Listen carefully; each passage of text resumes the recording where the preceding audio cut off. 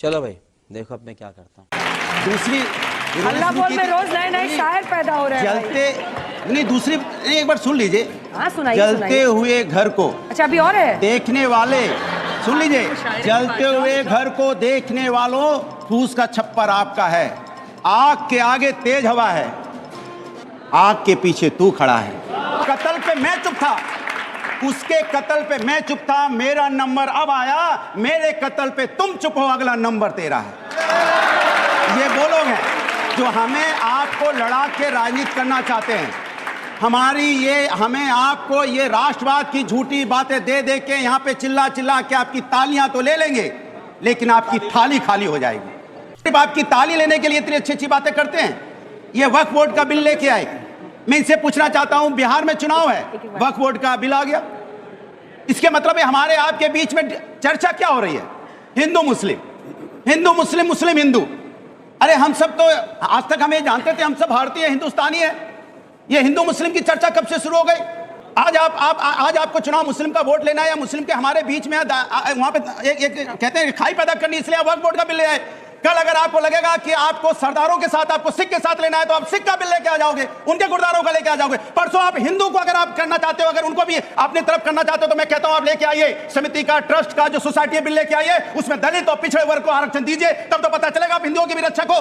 कल तो आप बौद्ध का बिल लेके आ जाएंगे, जैन का बिल लेके आ जाओगे, इसके मतलब समाज में क्या कहते हैं अंग्रेजों वाला, आप जिसको बोलते हैं बांटो और राज करो की राजनीति करना चाहते हो। अरे यहाँ पे छात्र देख रहा है कि आपने मेरे लिए क्या किया, देश में कर्जा 4 गुना बढ़ गया देश के ऊपर में, उसमें चर्चा करने को तैयार नहीं। अमेरिका ने हमारे ऊपर 26% टैरिफ लगा दिया, उसमें आप बोलने को तैयार नहीं। अमेरिका हथकड़ी बढ़िया लगा के हमारे यहाँ देश में भेजता है और आप उसमें एक शब्द बोलने को तैयार नहीं होती, तब आपकी देश की हमारा देश का सम्मान नहीं गिरता, या हमारा देश का सम्मान नहीं गिरता। आप चुप मारे रहते हो। आपसे अच्छे तो हमारे नेपाल वालों को देखो, उन्होंने तो अपना जहाज बेच के आपको भी चाहिए समुदाय का। बिहार में चुनाव के मद्देनजर आप लोग यहाँ झूठी तालियां, इनकी बातों मत पीटिए, जो अब उनको भी डांटिएगा। झूठा है, उनका मन है, उनका जब मन करेगा ताली बजाएंगे। नहीं क्यों नहीं, मैं आपकी शादी पे भी तो बजाया। अपने भविष्य के बारे में छोड़िए, इनके जो इस्तार, ये जो सैकड़ों जो प्रचार कर रहे हैं, प्रचार में मत आओ।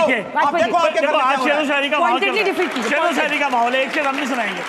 देखो सुनो, जितना बदल सकते थे बदला खुद को। एक और शायरी है, जितना बदल सकते थे बदला खुद को। शुरू से जितना बदल सकते थे बदला खुद को, अब जिसको तकलीफ है वो अपना रास्ता बदल।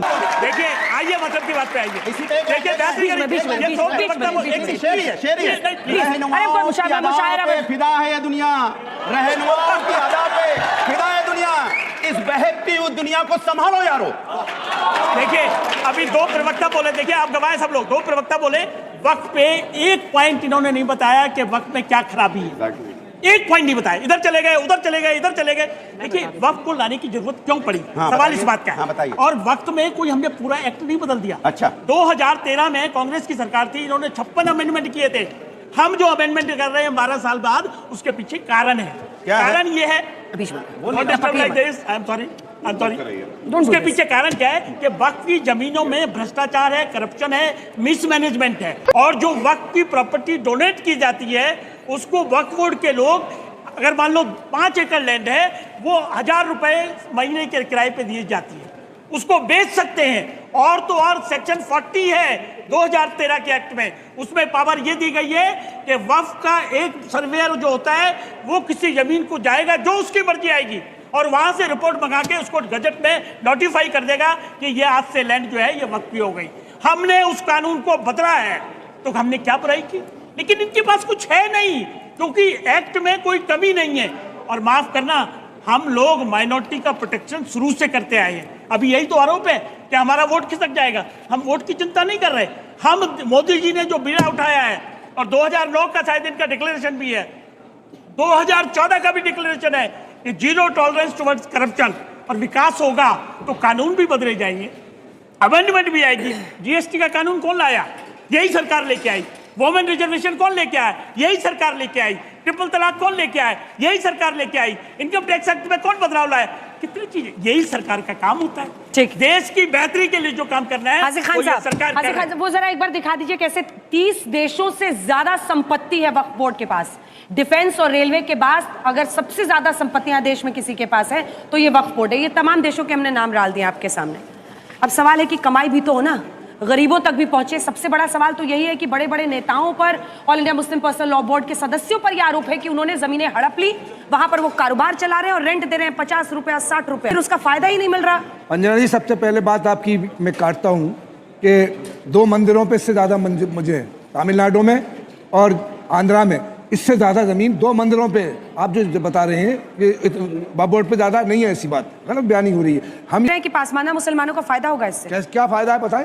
आप ही कह रहे हैं ना कि उनकी तरफ चले जाएंगे। नहीं, मैंने ये फायदे के बिना थोड़ी जाएंगे। मैं ये कह रहा हूँ भ्रष्टाचार करने वालों के खिलाफ अगर ये बिल है तो 30 साल से गुजरात में सरकार भारतीय जनता पार्टी की है, 25 साल से मध्य प्रदेश में सरकार, प्रेसिडेंट जो वक्फ बोर्ड का बनता है वो सरकार बनाती है, 20 साल से बिहार में और 7 साल से उत्तर प्रदेश में और 10 साल से उत्तराखंड में। तो इन भ्रष्टाचारियों को जेल जाना चाहिए था। वक्फ बोर्ड का चेयरमैन भ्रष्टाचार करता है, ना तो आम नागरिक करता, ना सबको जेल जाना चाहिए। उसमें इन्होंने जेल भेजने का काम पिछले अनुराग भदौरिया चेहरा छिपाने लगे कि किधर बैठे हैं आप। मुतवल्ली भ्रष्टाचार कर रहा है, खुद ही आप कह रहे हैं। जो वक्फ बोर्ड में उन्होंने तो भ्रष्टाचार किया। वक्फ बोर्ड का चेयरमैन सरकार बनाती है ना, मुतवल्ली सरकार बनाती है, भ्रष्टाचार कर रहे हैं सरकार के लोग हैं, भारतीय जनता पार्टी के लोग। बोर्ड की तरफ से मुतवल्ली अपॉइंट होता है, वक्फ बोर्ड की तरफ से। रुक जाइए डॉक्टर शालिनी। देखिए, बहुत सीधी सिंपल सी बात ये आ जाती है कि अगर भाजपा यानी केसरी रंग कोई अच्छा काम करने के लिए आ जाता है माइनॉरिटीज के लिए, वेदर वो ट्रिपल तलाक की बात होती है, चाहे 370 हटाने की बात होती है या रिजर्वेशन की बात होती है, तो फिर सब लोगों को मिर्च भी बहुत ज्यादा लगती है और सब लोग ये कह देते हैं कि सांप्रदायिक दल है, इस वजह से वाह दीदी यूज करना चाहते हैं। हमने पिछले इतने सालों में देखा, 70 सालों में मुसलमानों के हाथ में ये वक्फ बोर्ड रहा है और गरीब मुसलमान गरीब का गरीब रहा है। आप अगर सच्चर कमेटी में पढ़ते हैं तो उसमें भी लिखा हुआ था कि 31% से ज्यादा लोग जो मुसलमान है वो गरीब की रेखा के नीचे पे रह रहा है। तो अगर वक्फ बोर्ड में इतनी जमीनें, इतनी जायदाद है और अगर हम उसका ब्यौरा मांग रहे हैं, सरकार कह रहा है ब्यौरा दे दो, सरकार कह रहा है ऑडिट करो, सरकार कह रहा है शरीयत लॉ के हिसाब से आप वक्फ और औलाद का जो लेजिटिमेट तरीका है करने का, हिसाब किताब है, उसके बाद आप वक्फ करिए, आप अपनी बेटियों को भी उसमें हिस्सा बनाइए, फिर आप अपनी 1/3 प्रॉपर्टी दे दीजिए वक्फ में, तो इनको मिर्च हो रही है। एंड मोस्ट इंपॉर्टेंटली अभी जो ये साहब कह रहे थे कि 7% था 5% दे दिया, 2% ज्यादा ही मिला है ना, 2% ज्यादा जो मिला, मेरे को बोल देने दीजिए, मैंने आपकी बात बहुत शांति से सुनी थी, मेरे को बोल देने दीजिए। 2% ज्यादा मुतवली को मिल रहा है काम करने के लिए, अपने जेब में भरने के लिए नहीं होता है, तो उसको वो 2% का हिसाब देना पड़ेगा जो वो ज्यादा इस्तेमाल कर रहा है। और आपको ये जान के बहुत ज्यादा आपको इस बात को मानना पड़ेगा कि अगर आज हम कह रहे हैं कि मैं एक सच्ची नागरिक हिंदुस्तानी हूं, मैं एक मुसलमान हूं, मैं ये जानना चाहती हूं कि हकीकत में वक्फ की कितनी जमीन है, उस जमीन में कब्रिस्तानों के लिए कितना प्रतिशत रखा हुआ है, अगर वहां उपजाऊ है या कृषि के लिए जमीन है, उस पे कोई कृषि का काम क्यों नहीं हो रहा है। और बड़ी बात है, आप शायद मेरे से वाकिफ रखें या ना रखें, मैं कह रही हूं आप ले आइए रिलायंस और अदानी को भी, दे दीजिए उन्हें जमीनें, बना दीजिए आप फैक्ट्रियां, रोजगार दे दीजिए। 70 साल में मुसलमानों को किसने रोजगार दिया है? समाजवादी पार्टी ने मुसलमानों को गैंगस्टर बनाया, कांग्रेस ने मुसलमानों को गैंगस्टर बनाया। मैं गलत नहीं कह रही हूँ, क्यों नहीं? ये सरकार है, 30 साल में 11 साल से भारतीय जनता पार्टी की सरकार है। भारतीय जनता पार्टी की सरकार ने क्या किया? मुसलमानों के अंदर खौफ आया है, हमें आपको लड़ाने का काम किया, नफरत की राजनीति की, बेरोजगारी की राजनीति करनी चाहिए सरकार ने, गलत बयानी मत कीजिए, माफिया बनाया, ये बनाया, अरे हमने मेट्रो बनाई है, हमने एक्सप्रेसवे बनाया है, सुनिए मेट्रो एक्सप्रेसवे स्टेडियम बनाए हमने, पर जब राजनीति आती है आप बांट देते हैं, बीजेपी आ गई है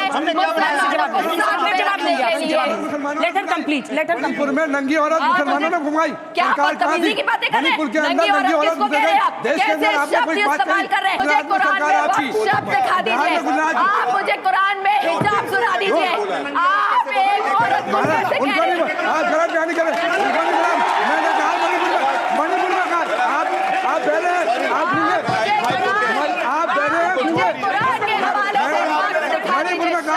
आप मणिपुर में नंगी घुमाई गई औरत, आप खामोश रहे, ये भी खामोश रहे। Don't repeat the sentence. एक सेकंड, आप किसी भी थोड़ी भाषा औरत की के लिए मर्यादा नहीं कह रखिए, सकते भाषा की हैं। मर्यादा। किसी भी औरत के लिए ऐसे शब्द नहीं यूज कर सकते। देखो, मेरी नहीं, घुमाया किसी गया, भी उस बहन पर क्या के लिए चुप हो जाइए, और चुप आप हो जाइए। वक्त का शब्द मुझे कुरान में दिखाइएगा। आप सूरह बकर में देखिएगा, लेकिन आप ये उसमें कैसे लिखा हुआ है, बोल चैरिटी सकते हैं? करिए, मैं जवाब वक्त नहीं लिखा हुआ है। आप बात करते हैं ज़कात की, सिर्फ 2.5% ज़कात देने से इस कौम का भलाई नहीं होगा। मुझे वो मुसलमान गिनवाइए जो 10% ज़कात भी दे रहा हो, 5% भी दे रहा हो।